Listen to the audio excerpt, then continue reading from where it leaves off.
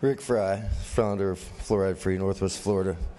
Yesterday I received a text that Andrew McKay was talking about me on the radio. I called into the show, but he would not allow me on the air to respond to anything that he was saying. I turned down an interview request from WKRG because I'm not seeking personal publicity. I've known from day one that the battle is with the ECUA. I attend these other meetings to try to pressure local politicians into doing the right thing. I was at the Gulf Breeze City Council meeting on Monday because they also rely on the ECUA during emergencies, and they have a right and responsibility to be involved in the debate.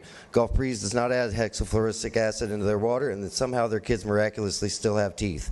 I was texting back and forth with Andrew throughout the show, and when I pointed out that medicating people without their consent was a violation of the Nuremberg Code, he immediately went back on the air, dismissing the information and any comparison to Nazis.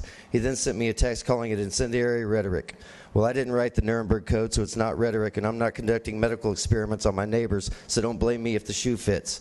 If the Nuremberg Code is too complex for you, what about the Pledge of Allegiance? Do you pledge of allegiance to the democracy or to the republic? In a republic, 51% of the people can't vote to poison the other 49%. If you don't like the rules of a republic, stop pledging allegiance to one. At one point in the show, he admitted that it was toxic waste, and then later he said that he didn't think it was poison. Poisonous substances do not require your beliefs or opinions in order to be poisonous. It literally says on the back of the toothpaste tube to contact poison control if swallowed.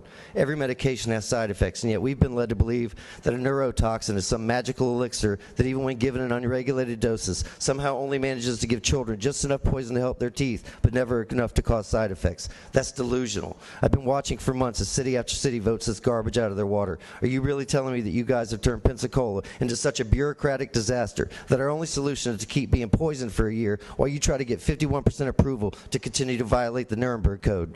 Niceville fixed the problem 3 days after I contacted them, but our local government is so incompetent that you want to ask people who you've been dumbing down for 30 years if it's okay to continue to dumb down their kids.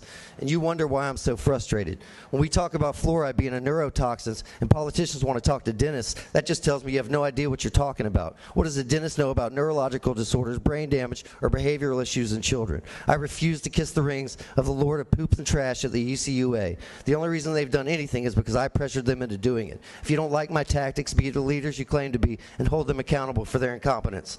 One of the best feelings that I had was knowing that I got all that fluoride out of the water in Niceville. And I stood outside a restaurant and I saw those kids, and I knew those kids are a little bit safer because I did this.